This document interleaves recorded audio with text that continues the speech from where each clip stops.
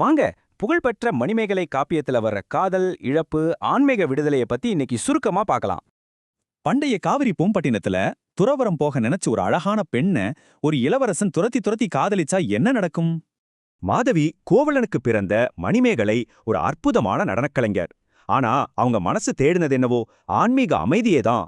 தன் அப்பா கோவலனின் துயரமான மரணத்தால உலக ஆசைகள் எப்பவுமே பெரிய துன்பத்தை தான் கொடுக்கணும்னு அவங்க உறுதியா நம்புனாங்க. ஒரு பெரிய அரச விழாவுல அவங்க நடனத்தை பார்த்த சோழ இளவரசன் உதயகுமரன் முதல் பார்வையிலேயே அவங்க மேல பைத்தியமானான். இதுதாங்க கதையோட மையப்புள்ளி. அவனோட தீராத அரசமோகம் ஒரு பக்கம், அவளோட உறுதியான பற்றின்மை இன்னொரு பக்கம்.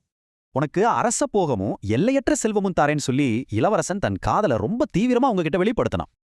ஆனா பாருங்க, அந்த அரச வாழ்க்கைய சலனமே இல்லாம நிராகரிச்சுட்டு அமைதியான புத்த துறவற பாதைய மணிமேகலை தேர்ந்தெடுத்தாங்க.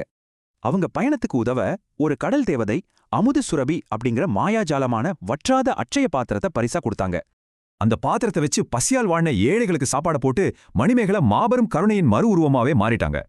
ஆனா இளவரசனால அவளை விட முடியல. அவனோட காதல் தோல்வி அவளை தேடுற ஒரு வெறித்தனமான தேடலா மாறிடுச்சு. திருவிழாவுல ஆரம்பிச்ச ஒரு சாதாரண சந்திப்பு எவ்ளோ சீக்கிரம் ஒரு பெரிய இருண்ட சோகத்துல முடியுதுன்னு கொஞ்சம் பாருங்க. ஒரு இருண்ட மழை இரவுல அவளை தேடி போனப்போ நடந்த சின்ன குழப்பம் இளவரசனோட உயிரையே பறிச்சிடுச்சு. அவனோட மரணத்தால அதிர்ச்சியான மணிமேகலைக்கு ஒரு பேருண்மை புரிஞ்சது. அதுதான் கட்டுக்கடங்காத ஆசை கண்டிப்பா அழிவுக்கு தான் கொண்டு போகும். அதுக்கப்புறம் அவங்க முழுமையான புத்த துறவியா மாறி தம் வாழ்நாள் முழுவதையும் தொண்டு செய்யறதுலயும் அமைதியிலையும் அர்ப்பணிச்சிட்டாங்க. ஆக கருணை, தியாகம், அப்புறம் அளவுக்கு அதிகமா ஆசைப்படுறதால வர்ற ஆபத்து, இதுதான் இந்த காப்பியம் நமக்கு அழகா சொல்லுது.